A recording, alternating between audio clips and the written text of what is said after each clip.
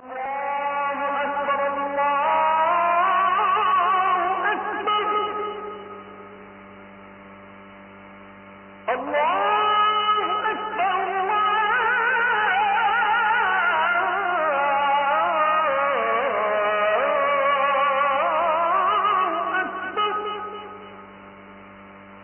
বলছেন, আল্লাহ কখনো তার বান্দাকে কোনো কষ্ট তার সাধ্যের বাহিরে চাপিয়ে দেয় না।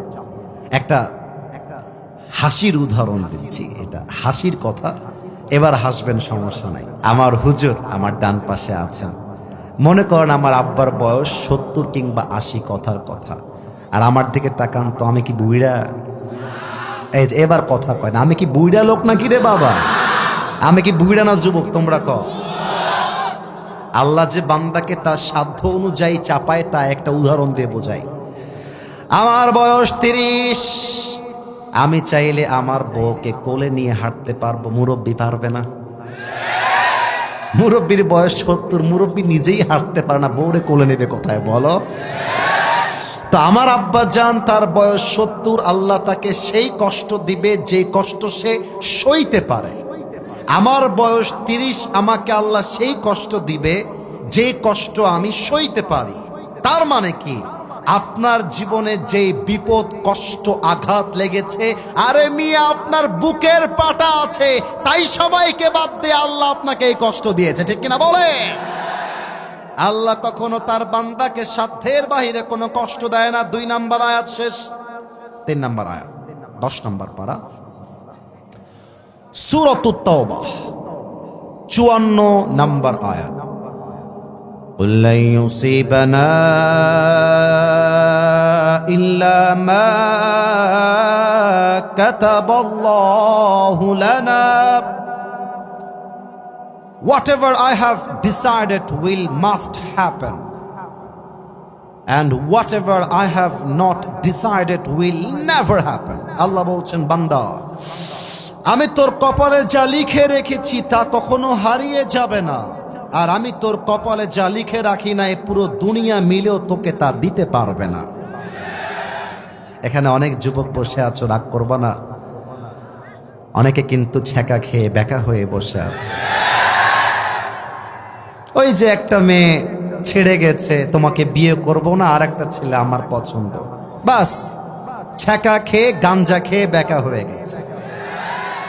আরে বেটা, যেই মেয়ে তোমাকে ছেড়ে যাবা, আঙ্গুল তুলে বলে দিবা তোমার মতো মেয়ে আমার কপালে লেখা নাই, আই ডোন্ট কেয়ার। আল্লাহ আমার জন্য যাকে লিখে রেখেছে সে সঠিক সময়ে আসবে। অতএব কোন মেয়ের জন্য ছ্যাঁকা খেয়ে বেকা হওয়ার প্রশ্ন পুরুষের জীবনে নয়। আরে তোমার মতো একটা মেয়ে ছাড়লে আমার কি হবে? তোমার জন্য একটা বিয়ে জায়েজ, আমার জন্য 4টা বিয়ে জায়েজ। তুমি আমাকে ছেড়ে একটা বিয়ে করলে আমার পরোয়া নাই, আমার জন্য 4টা, আমি 4টা করে দেখাই দিব, ঠিক কিনা বলো? আরে ছ্যাঁকা তোমরা কেন খাও, এটা আমার বুঝেই আসে না। আমাকে গায়েবান্ধার একটা ছেলে মেসেজ দিয়েছে যে হুজুর আর ভাল লাগে না, মরে যাব, মরে যাবে। ও আমাকে মেসেজ দিয়েছে, মরে যাবে। তার মানে কি বুঝলেন? আজকালকার যুবকরা আল্লাহ ভরসা ভুলে গেছে। আজকালকার যুবকরা সামান্য একটা দুর্ঘটনা ঘটলেই আত্মহত্যা করতে চায়, ঠিক কিনা বলে? দেখেন আল্লাহ ভরসা কাকে বলে, আমি প্রশ্ন করছি, আপনারা উত্তর দিবেন। একটু কাশি দেন সবাই, একটু স্থির হয়ে যান যেন উত্তরগুলো ভুল না হয়ে যায়। একটু স্থির হন, একটু স্থির হন। 1, 2, আস্তাগফিরুল্লাহ, 3। আমার নবীর কি কোনো পুত্র সন্তান দুনিয়াতে বেঁচে ছিল ভাই? উত্তর তো সঠিক দিয়েছেন, আসতে দিলেন কেন? আবার বলেন ইয়েস নাকি নো? নো। কিন্তু আমার নবীর যে কন্যা সন্তানগুলো বেঁচে ছিল, একজন কন্যাকে নবীজি অনেক ভালোবাসতেন, অনেক বেশি। বলেন তো সেই মেয়েটার নাম কি ছিল ভাই? পেছনে আমার আব্বাজানরা খুব চালাক, আপনাদের বলার আগে আব্বাজানরা উত্তর দিয়ে দিয়েছে। আচ্ছা, আর একবার প্রশ্ন করছি, সেই মেয়ের নাম কি ছিল ভাই আমার? বলেন তো ফাতেমার স্বামীর নাম কি ছিল গাইবান্ধাবাসী? এবার লাস্ট প্রশ্ন, ফাতেমার গর্ভে 2 জন জান্নাতের সর্দার এসেছিল। মাশাআল্লাহ। এবার একসাথে বলেন হাসান এবং রাদিয়াল্লাহু তাআলা আনহুমা। আমি জাস্ট একটা হাদিস বলবো, আপনি খেয়াল রাখবেন, যদি আপনার ঈমান থাকে আপনার গায়ের পশমগুলো দেখবেন দাঁড়িয়ে যাবে। এই হাদিসের ভাষা, এই ঘটনা এত চমৎকার, এতটা মারাত্মক ঘটনা। আচ্ছা, আমার দিকে একটু তাকান। এখানে আমার ডান হাতটা যারা আছেন একটু তাকায় দেখেন তো, ডান হাতটা তুলতে হবে না, ডান হাত তুলতে হবে না। Look at my right hand. এবার বলেন ডান হাত কি দেখা যায়? আমি এই ডান হাত যেদিকে ফিরাবো আপনার চোখ সেদিকে ফিরবে। ডানে তাকান। পুরো জায়গাটা একটা প্যান্ডেলের সামিয়ানা দিয়ে ঘেরা, দেখা যায় নাকি যায় না? এবার আমার বাম হাত দেখেন, চোখ দ্রুত সরাইতে হবে। বাম হাত দেখেন, বামে তাকান। এখানে যে একটা প্যান্ডেলের সামিয়ানা দিয়ে দেওয়াল দেওয়া আছে, দেখা যায় নাকি যায় না? তাহলে আমার কথা বোঝেন, ডানে দেওয়াল বামে দেওয়াল, পেছনে আমার ব্যানার দিয়ে একটা বিশাল সামিয়ানা, এটাও একটা দেওয়াল। তাহলে তিন দিকে কয় দেওয়াল? এটা গায়ে বান্ধার সাউন্ড হয়নি। তিন দিকে কয় দেওয়াল? তিন দেওয়াল। এবার হাদিসে আসে, উহুদের যুদ্ধের পরে, বদরের যুদ্ধের পরে আল্লাহ রাব্বুল আলামিন মুসলমানদেরকে এক বিশাল বড় বিজয় দিলেন। বিজয়ের এমন একটা ভাব হয়ে গেল, মনে হয় পুরো বিশ্বে কালেমার পতাকা উঠতে শুরু হয়ে যাবে। আর আমার কি মনে হয় জানেন, আগামীতে কালেমার পতাকা জাস্ট বাংলাদেশের সংসদে নয়, আগামীতে কালেমার পতাকা, ইসলামের পতাকা আমেরিকার হোয়াইট হাউসেও পৌঁছে যাবে ইনশাআল্লাহ। কোনো একদিন এদেশের আকাশে কালেমার পতাকা দুলবে, সেদিন সবাই খোদাই বিধান পে দুঃখ বেদনা ভুলবে। ঠিক কিনা বলো যুবক ভাইরা আমার? সেদিন আর রবে না হাহাকার, অন্যায় জুলুম অবিচার, থাকবে না অনাচার দুর্নীতি কদাচার, থাকবে না অনাচার দুর্নীতি কদাচার, সকলেই শান্তিতে থাকবে, সেদিন সবাই খোদাই বিধান পে দুঃখ বেদনা ভুলবে। জাস্ট একটা লাইন, যারা পারেন ইসলামকে ভালোবেসে একটা লাইন আমার সাথে তাল মিলিয়ে গাইবেন। কোনো একদিন কালেমার পতাকা দুলবে, সেদিন সবাই খোদাই বিধান পে দুঃখ বেদনা ভুলবে। ঠিক কিনা বলেন? ইসলামের বিজয় যখন হওয়া ভাব, কাফেরদের গায়ের মধ্যে জ্বালা পোড়া শুরু হয়ে গেল, কাফেররা জ্বলতে লাগলো, হিংসা করতে শুরু করলো। এবার কাফেররা মিলে প্ল্যান করলো, ইসলামের বিজয়কে যদি রুখতে হয় মদিনায় গিয়ে অ্যাটাক করতে হবে। মদিনার মুসলমানদেরকে হত্যা করলে মুসলমানদের বিজয়টা সঙ্গে সঙ্গে আটকে যাবে। কাফেররা প্ল্যান করে সবাই মিলে মদিনায় আক্রমণ করতে রওনা হয়ে গেল।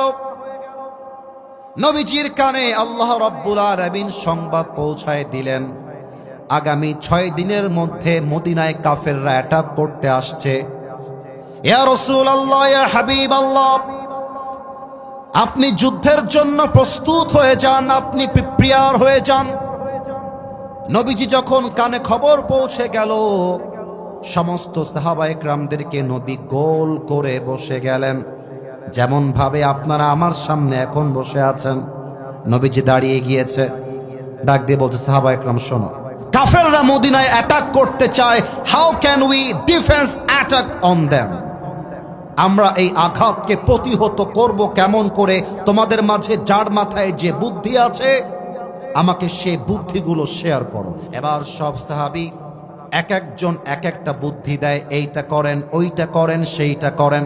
কিন্তু একজন সাহাবী, তার নাম হলো সালমান ফারসি রাদিয়াল্লাহু তাআলা আনহু, ডাক দিয়ে বলছে, ইয়া রাসূলুল্লাহ, ইয়া হাবিবাল্লাহ, আমার মাথায় একটা চমৎকার বুদ্ধি আছে, আমার চোখে চোখ রাখেন, আমার চোখে চোখ রাখেন। নবী হে, মদিনা এমন একটা শহর, মদিনার 3 দিকে 3টা দেওয়াল আছে, কেউ যদি আসতে চায় একটা রাস্তা খোলা আছে।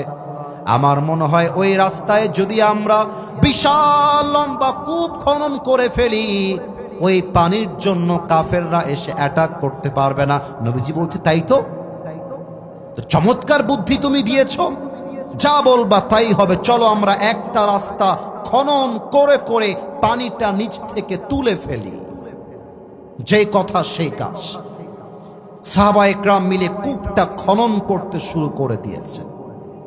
6 দিনের মাথায় বিশাল, প্রায় 5 কিলোমিটার লম্বা, 9 মিটার চওড়া, প্রায় গভীর একটা কূপ খনন হয়ে গিয়েছে। পানি দল দল করে উঠতেছে। কাফেররা যখন অ্যাটাক করতে আসছে, দেখছে পুরো রাস্তা নদীর মতো পানি আর পানি, পানি আর পানি। এক কাফের নাম হচ্ছে আমর বিন মারহাব। এবার আমি বললাম, এবার আপনাদের পালা। আমি আবারও সহজ করে দিচ্ছি, নামটা মুখস্থ করতে হবে, নামটা একটু পরে কাজে লাগবে সবার। আমর বিন মারহাব। এবার বলেন, নাম হলো আমর বিন, আপনারা সবাই বলবেন। আবার বলছি, আমর বিন। সে বলছে, এই পানি দিয়ে আমি আমরকে আটকে দেওয়া যাবে না, আমি পানির সাথে মদিনায় গিয়ে অ্যাটাক করবো। যেই কথা সেই কাজ, এক লাফ দিয়েছে পানির ভিতরে, সাথে সাথে মদিনায় গিয়ে পৌঁছায় গিয়েছে, পুরো দেহটা ভিজা। এবার চিৎকার দিয়ে বলছে, হে মুসলমানের বাচ্চারা, হালুম্মু ইলাইয়া ইন কুনতুম সাদিকিন। তোরা না বলিস শহীদ হয়ে গেলে আল্লাহর জান্নাত পেয়ে যাবি? কোন বাপের বেটা আছে আমার সঙ্গে যুদ্ধ করবি? আয় আমার সামনে, আমি একা তোদের সঙ্গে লড়তে চাই। মুসলমানরা সব বের হয়ে গেছে। ওমরে ফারুক আসছে, আবু বকর আসছে, ওসমান আসছে, সবাই আসছে রাদিয়াল্লাহু তাআলা আনহুম আজমাইন। নবীজি বলছে, তোমাদের মাঝে কে যুদ্ধ করবা দাঁড়িয়ে যাও। কেউ হাত তুলছে না, কেউ না। পেছন থেকে একজন হাত তুলেছে, তার নাম হচ্ছে আলী রাদিয়াল্লাহু তাআলা আনহু। সুবহানাল্লাহ পড়বেন।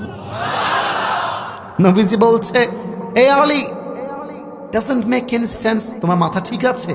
তোমার বয়স 23, আমর বিন মারহাবের বয়স 35 থেকে 40, বসো। বাচ্চা মানুষ যাবে যুদ্ধ করতে, বসো। কিন্তু আমরা বাংলা ভাষায় বলি ছোট মরিচের। কি অ্যাক্টিভ দেখেছেন আরেকবার, ছোট মরিচের। আলী নবীর ধমকে চুপচাপ বসে গেছে, চুপচাপ। এবার আমর বিন মারহাব বলছে, কি রে, তোদের মাঝে কি কেউ বীর বাহাদুর নাই? আয় না। নবীজি বলছে, কে আছো দাঁড়িয়ে যাও। কেউ হাত তুলে না। আবার আলী রাদিয়াল্লাহু তাআলা আনহু হাত তুলেছে। খালি এরাই সুবহানাল্লাহ পড়লো, আপনারা কেউ পড়লেন না, বলেন না সুবহানাল্লাহ। নবীজি বলছে, আলী বসো। তোমাকে না মানা করলাম, বয়স কম, বাড়াবাড়ি বেশি করতে চেও না, সোনামণি বসো। ইজলিস ইয়া আলী ফাইন্নাকা লা তাযালু হাদিথা সিন্নি। ইয়া Ali, sit down, you are very young in age, বয়স কম, বসো। সিনিয়র সাহাবীরা যাবে, তুমি বসো। এবার আমর বিন মারহাব খুব বাজে ভাষায় গালি দিয়েছে। আমি ওইভাবে বলতে পারবো না, তবে ইশারায় ইঙ্গিতে তর্জমা করে বাংলায় বুঝাই দেই। আমর বিন মারহাব বলছে, তোদের মাঝে কেউ যদি এক বাপের বেটা হয়ে থাকিস, ব্যাখ্যা দিব না, বুঝে নিবেন। যদি এক বাপের বেটা হয়ে থাকিস, যদি কোনো মায়ের বেটা এমন থাকিস যে মায়ের বুক খালি করবি, যদি এমন কোনো বাপ থাকিস যে সন্তানকে ইয়াতিম করবি, যদি এমন কোন স্বামী থাকিস বউকে বিধবা করবি, বুকের পাটা থাকলে আমার সামনে আয়। এ কথা মুসলমানদের গায়ের মধ্যে পশমটা তার করিয়ে দিয়েছে, গায়ের মধ্যে জ্বালা শুরু হয়ে গেছে, কে যাবে? কিন্তু কেউ ভয়ে হাত তুলছে না। নবীজি বলছে, কে আছো হাত তোলো। কেউ হাত তোলে নাই, আরেকজন হাত তুলেছে, তার নামও আলী। নবীজি বুঝে গেছে আলীর বয়স কম হতে পারে, কিন্তু তার কলিজার ভিতরে ভরসা আছে এক সত্তার উপরে, তিনি কে? আলী এদিকে আসো। নবীজি ডাকছে, আলী কাম হিয়ার, এদিকে আসো। আচ্ছা, এই বোতলটা কি দেখা যায় প্রিয় ভাইয়েরা? ও আব্বা জানো, যুবক ভাইয়েরা কথা কম, বোতলটা কি দেখা যায়? আজকে এই বোতলটা একটা বোতল নয়, এটা একটা তরবারি। এবার আপনাদের উত্তর দেওয়ার পালা। এই বোতলটা আজকের এই মাহফিলে এই মুহূর্তে উদাহরণ হিসেবে কোনো বোতল নয়, এটা একটা কি বাড়ি? নবীজি এক বিশাল লম্বা তরবারি নিয়ে আসছে, নাম হচ্ছে জুলফিকার। বলছে, ইয়া আলী টেক ইট, এই নাও তোমার যুদ্ধের অস্ত্র। কিন্তু আলী একটা কথা মাথায় রেখো, যুদ্ধ করতে গিয়ে যদি একটুও মনে হয় যে তুমি একা আছো, ইযহাব ফাইন্নাল্লাহা মাআকা, ভুলে যেও না তুমি একা নও, তোমার সাথে আছে একজন, তিনি কে? ভয় পেও না, বুক চিরে দাঁড়িয়ে যাও, আল্লাহর ভরসায় সাহসটা বাড়াও, আল্লাহর নামে আগুন জ্বালাও বুকে, সত্যের পথে চলো, সাহস রাখো বুকে। ভয় পেলে চলবে না, রক্তে আগুন ধরাও, আল্লাহর সৈনিক তুমি, সেই পতাকা উড়াও। আরে আল্লাহ যখন পাশে, কিসের এত ভয়? তাওয়াক্কুল করো, কাছে আসবে বিজয়। মিজানুর রহমান আজহারি হুজুর বলেছিলেন, আধারে ভয় পেও না, আলো আছে আড়ালে, অন্ধকার পালিয়ে যাবে তুমি উঠে দাঁড়ালে। ঠিক কিনা বলো? আলী তুমি যাও, আল্লাহ তোমার সঙ্গে আছে। আলীর বুকের পাটা আরো উঁচু হয়ে গেছে। কিন্তু আমি এখন হাদিসের যেই পয়েন্টে আছি, আমাকে হালকা একটু অভিনয় করতে হবে হাদিসটাকে প্র্যাকটিক্যালি বোঝাবার জন্য। সো মাইক থেকে হালকা দূরে যাব, তো কথা যদি বুঝতে চান কানটা খাড়া করবেন, চোখটা আমার দিকে রাখবেন, আমাকে তাকান। মনে করেন আমি যদি এখন দাঁড়িয়ে যাই, আমার হাইট যাবে সর্বনিম্ন এই বরাবর, আর আমার আব্বাজানকে দেখা যায় না। আমার আব্বাজানকে যদি আমি দেখতে চাই, আমাকে মাথা নিচু করে দেখতে হবে, আর আব্বাজান যদি আমাকে দেখতে চায়, আব্বাজানকে মাথা উঁচু করে দেখতে হবে। তো সমস্যা নেই, এদিকে আমার দিকে। তো আলীর হাইট এত ছোট যে আমর বিন মারহাবের সামনে যখন আলী দাঁড়িয়েছে, আমর বিন মারহাব হাইটে ইয়া বড় লম্বা, আর আলী ইয়া নিচা বাঠু তথা গুঠো। তো আলী যদি আমর বিন মারহাবকে দেখতে চায়, মাথা উঁচু করে দেখতে হবে, আর আলীকে যদি আমর বিন মারহাব দেখতে চায়, মাথা কি করে দেখতে হবে? নিচু করে। কিন্তু দেখেন আল্লাহ ভরসা কাকে বলে, তাওয়াক্কুল কাকে বলে। আলী ঠ্যাং ঠ্যাং করে হেঁটে আমর বিন মারহাবের সঙ্গে বুকের পাটা উঁচু করে দাঁড়িয়ে গিয়েছে। তা আমর বিন মারহাব ওর দিকে, আলীর দিকে হাদিসে আসছে, অবাক চিত্তে, আমার চোখ দেখলে বুঝবেন, অবাক চিত্তে তাকায় আছে। এরা কে রে? আমাদের আব্দুল কাদের সাহেব, আমাদের আওয়ামী লীগের একজন, ওবায়দুল কাদের সাহেব, উনি বলতেন যে আরে এরা কারা, কই থেকে এসেছে এরা? তা আমর বিন মারহাব আলীকে ডাক দিয়ে বলছে, আরবি ভাষায় বলতেছে, মান আনতা আইয়ুহাল গোলাম। যদি আমি আমাদের বাংলা ভাষায় মজা করে বলি, তাহলে এভাবে বলতে হবে, এই বাবু তুমি কে গো? মজা করে টিটকারি দিয়েছে, তোমাকে আমি গুনি না। এই বাবু তুমি কে? আলী কে বলছে, কে আলী? আসাদুল্লাহি আল গালিব, আল্লাহর সিংহ যাকে বলা হয়। এই বাবু তুমি কে গো? আলী কিন্তু গায়ে আগুন লেগে গেছে, কিন্তু আলী চুপচাপ দাঁড়িয়ে আছে। আলী বলছে, আনাল্লাযী সাম্মাতনি উম্মি হায়দারা, আমি হলাম সেই যুবক যে যুবককে তার মা নাম দিয়েছে হায়দারা। হায়দারা মানে এমন সিংহ, যখন সে বনে জঙ্গলে অ্যাটাক করতে যায়, শিকারী তার হাতের মুঠোয় শিকার না হওয়া পর্যন্ত তার আক্রমণ থেমে যায় না, তাকেই বলা হয় হায়দারা। আল্লাহু আকবার। এবার আমর বিন মারহাব বলছে, ও আচ্ছা, ও তুমি সেই সিংহ? আরে বেটা, তোরা আসল নাম কি তাই বল, আসল নাম কি বল।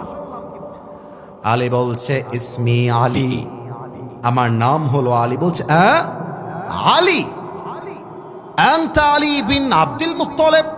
এই বাবু, তোমার বাবার নাম কি আব্দুল মুত্তালিব? বলছে নো নো, আনা আলী বিন আবি তালেব। আমার বাবার নাম আব্দুল মুত্তালিব নয়, ওইটা আমার দাদা।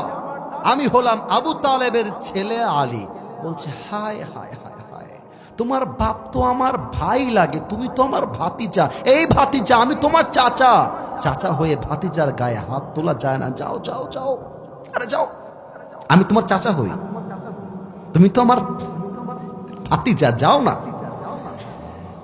তো আলী এবার আর সহ্য করতে পারে নাই। আলী বলছে বেটা, তুই কারে ভাতিজা বলিস, কারে তুই বাবু বলিস? একবার আয়রা যুদ্ধ করতে এক কোপ মারবো, তোর মতো কাফেরের কল্লা 40 হাত দূরে গিয়ে পড়বে। আল্লাহু আকবার। এবার আমর বিন মারহাব রেগে গিয়েছে, এত বড় সাহস, তুই আমাকে মারবি? আয় আয়। এবার একটা প্রশ্ন করব গাইবান্ধার লোকদের কাছে, যদি আপনারা স্বৈরাচারের পক্ষের লোক না হন, উত্তর দিতে ভয় পাবেন না। বলেন তো, 5 আগস্টের পূর্বে যখন দেশটা অস্থিতিশীল ছিল, প্রথমে একজন যুবক তার 2টা বুকের হাত এইভাবে মেলে দিয়ে বুকে গুলি খেয়ে শহীদ হয়েছিল। যুবকটার নাম কি? আরো জোরে, নাম কি? এটা অনেকে মাইন্ড করবেন, কিন্তু মাইন্ড করলে কিছু করার নেই। হক কথা ইজ হক কথা। হক কথা বলতে যে বাধা দিবে তার পিঠের চামড়া একটাও থাকবে না আজকে গাইবান্ধার। I don't care of anybody, কাউকে ভয় পাই না। আমরা ওসমান হাদির মতো হয়ে বাঁচতে চাই। বাঁচলে আমরা হকের পক্ষে কথা বলে বাঁচতে চাই। আরে বাঁচলে গাজী হয়ে বাঁচবো, মরলে আমরা শহীদি মৃত্যুবরণ করবো, ঠিক কিনা বলো? এই গাইবান্ধার ভাইয়েরা, আমাদের বিভাগ হচ্ছে রংপুর। কথা ভুল বললাম না ঠিক বললাম? অনেকে গাইবান্ধা রংপুর আমাদেরকে মফিজ বলে গালি দিতে চায়। আরে বেটা, তুই কারে মফিজ বলিস? আমাদের মতো মফিজ না থাকলে তোর মতো বেটা এই দেশটাকে সেকেন্ড টাইম স্বাধীন করতে পারতো না। আমাদের মফিজদেরই অবদান সবচেয়ে বেশি। আর মফিজ বললে না রাগ করবেন না, কেন জানেন? মফিজ মানে হচ্ছে সে যার মনটা অনেক সহজ সরল। যে আপনাকে মফিজ বলবে, বলবেন ইয়েস আই এম মফিজ, আমার মনটা অনেক সহজ সরল রে ভাই, তোর মতো বেঈমানি গাদ্দারি স্বভাব আমার ভেতরে নাই রে ভাই। বলেন তো এবার শহীদ আবু সাইদ রাস্তায় যখন বের হয়েছিল, বুঝে উত্তর দিবেন, না বুঝে চিৎকার করবেন না। শহীদ আবু সাইদ কি রাস্তায় বের হয়ে কারো বুকে গুলি করেছিল? উত্তরে তো আসতে দিলেন কেন? কারো বুকে গুলি করেছিল? কাউকে তার পেটে গিয়ে ছুরি আঘাত করেছিল? আমার ভাই জাস্ট বলেছিল আমি কোটার সংস্কার দেখতে চাই। আমার ভাই কাউকে আঘাত করে নাই। আপনারা তার বুকে গুলি চালালেন কেন? কেন কেন? তার মানে এটা প্রমাণ হয়ে গেল আমরা কাউকে আগ বাড়িয়ে মারতে চাই না, বাট ইসলামের গায়ে যারা আঘাত করবে সেই হাতকে ভেঙ্গে আমরা গুড়িয়ে দিব। এটার নামই তো ইসলাম। গাইবান্ধার ভাইরা আমার, আলী বলছে আমর বিন মারহাব, আমি তোকে মারবো না, তুই আমাকে মার, তারপরে তোর বাপের নাম আমি ভুলাই দিব। আয়। এবার আমর বিন মারহাব রেডি হয়ে গেছে। কেমন ভাবে রেডি হয়েছে আমাকে না দেখলে বুঝবেন না। পেছনে জাস্ট স্টেপ ব্যাক, 2 কদম পেছনে গেছে। 2 legs are attached together, 2টা পাকে একসাথে করেছে।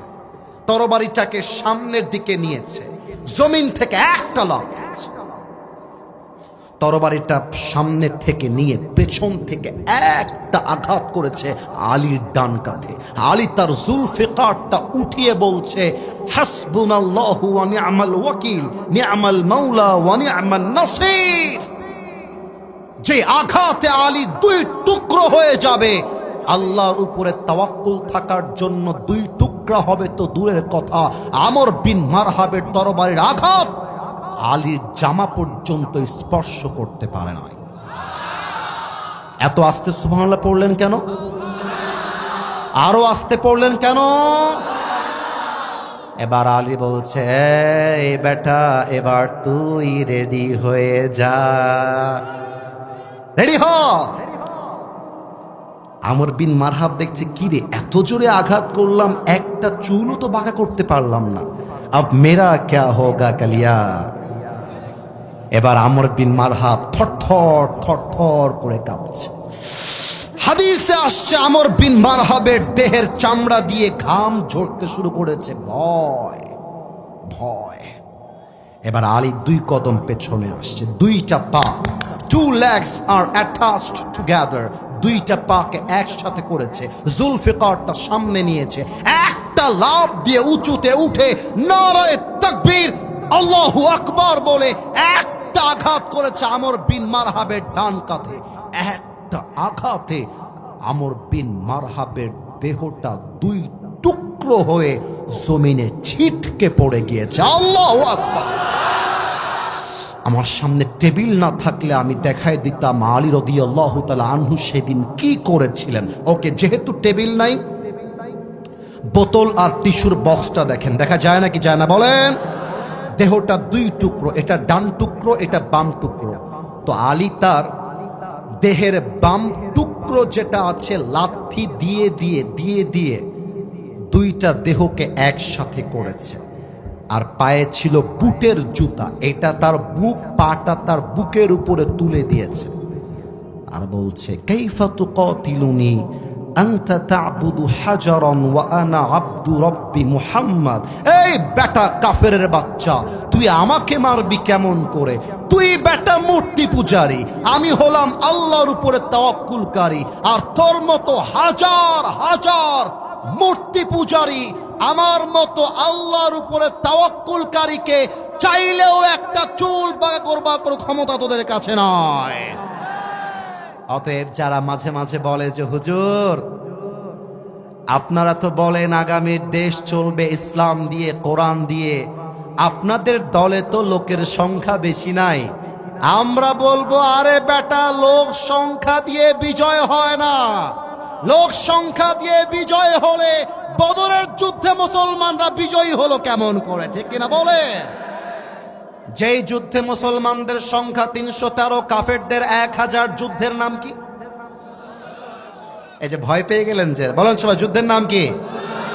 বদরের যুদ্ধ। কিন্তু এবার আপনারা উত্তর দিবেন, আমি প্রশ্ন করব। আচ্ছা এবার বলো, মুসলমানদের সংখ্যা 300, ভয় পেয়ে গেল। আবার বলো 300, কাফেরদের সংখ্যা 1000, বলো সবাই কয় হাজার? কাফেরদের সংখ্যা অনেক বেশি, মুসলমানদের সংখ্যা অনেক কম। কলিজার যুবক ভাইয়েরা, মুরব্বীরা, যে কথাগুলো বলবো না, ইনশাআল্লাহ যদি মানতে পারেন, আগামীতে এই দেশ চলবে ইসলামের আইন দিয়ে ইনশাআল্লাহ। নবীজি দাঁড়িয়ে গিয়েছেন সাহাবা একরামদের সামনে, যুদ্ধও কম, সংখ্যাও কম। এক সাহাবী মাঝখান থেকে দাঁড়িয়ে গিয়েছে। এই ছেলে তুমি দাঁড়াও তো বাবু, দাঁড়াও, তুমি দাঁড়াও, হ্যাঁ দাঁড়াও, না ধমক দিব না, দাঁড়াও, ধমক দিব না, দাঁড়াও। এভাবে যেমন দাঁড় করিয়ে দিলাম, ঠাস করে দাঁড়িয়ে গিয়েছে। দাঁড়ায় থাক, 1 সেকেন্ড দাঁড়ায় থাকো, 30 সেকেন্ড দাঁড়ায় থাকবো, তারপর বসে যাবো। দাঁড়িয়ে বলছে, ইয়া রাসূলুল্লাহ ইমজি বিনা হাইসুমা তাশা, নবী হে আমাকে আপনি যুদ্ধের জন্য বদরের ময়দানে নিয়ে চলেন। আমার চোখ দেখেন, আমি চশমা খুললাম। এই চোখের পাতা যতক্ষণ খুলবে বন্ধ হবে, আর বুকের 1 ফোঁটা তাজা রক্ত যতক্ষণ পর্যন্ত থাকবে, আমি আল্লাহর জমিনে আল্লাহর ইসলামকে বিজয় করবার জন্য কাফেরদের বিরুদ্ধে যুদ্ধ করেই যাব। সুবহানাল্লাহ, তাও পড়তে পারলেন না আপনারা মিয়া? বস। এবার 2 জন কিশোর আসছে, ওই পাশে 2 জন কিশোর আছে। দাঁড়াও তো তোমরা, পেছনে, তোমাদের পেছনে, ওই যে, হ্যাঁ হ্যাঁ দাঁড়াও, 2 জন দাঁড়াও, হ্যাঁ এই 2 জন, এই 2 জন, হ্যাঁ মাশাআল্লাহ মাশাআল্লাহ। তোমার নাম কি? সাদা, নীরব, কালো, তোমার নাম কি? দেখা যায়, কথা না বললে ওয়াজ কারে করবো, দেখা যায়। 2 জন এমন ছোট্ট ছোট্ট কিশোর আসছে, বলছে নবী আমরা যুদ্ধ করবার জন্য মুজাহিদ হয়ে আপনার কাছে এসেছি। তাও তো সুবহানাল্লাহ পড়লেন। এই নবীজি বলছে এদেরকে কেউ বাড়িতে পাঠাও, এদের মাথার তার মনে হয় ছিঁড়ে গেছে। আরে বাচ্চা মানুষ, তোমরা তো তরবারি তুলতে পারো না, যুদ্ধ করবা কেমন করে? আরে বাড়ি যাও, বসে পড়ো। তো একজন মাজ, একজন মুয়াজ, একজন বড় ভাই, একজন ছোট ভাই। এবার আমি আমার ভাইকে দিয়ে উদাহরণ দিই। আমার ভাই আমার বামে বসে আছে, ভাই হচ্ছে আমার ছোট ভাই, আমি হলাম বড় ভাই, কথার কথা। তো বড় ভাই বলছে নবী হে এই ব্যাটারে আপনি নিয়েন না, এর গায়ে শক্তি মুক্তি কিছু নাই। আমি বড় ভাই, আপনি আমার নিয়ে চলেন, আমি কাফেরদের কল্লা উড়ায় দিব। আর ছোট ভাই বলছে, নবী ওই শালা খালি দেখতে মোটা, ওর গায়ে কোনো শক্তি নাই। আমি ছোট কিন্তু গায়ে শক্তি বেশি, আপনি আমারে নিয়ে যান। নবীজি বলছে, মহা বিপদ, কারে রেখে কারে নিব রে বাবা। এক সাহাবী বলছে, নবী দুইজনকে যুদ্ধ করতে লাগায় দেন, কুস্তি মারামারি, দেখা যাবে কার গায়ে শক্তি কত বেশি। যেই কুস্তির কথা বড় ভাই শুনেছে, ছোট ভাইকে ধরে ল্যাং মেরে ফেলায় দিয়ে গলা চেপে ধরে বলছে, কি মনু কই যাবা, মনু কই যাবা। তো ছোট ভাই চোখ টিপ মারছে, বলছে, ভাই রে তুই না আমার বড় ভাই, এই তুই না আমারে ভালোবাসিস, একসাথে খাই, একসাথে ঘুরি, একসাথে আড্ডা দিই, একসাথে খেলি, এই বড় ভাই তুই একা যাবি কেন, আমারেও নিয়ে চল, শক্তি একটু কমারে ভাই।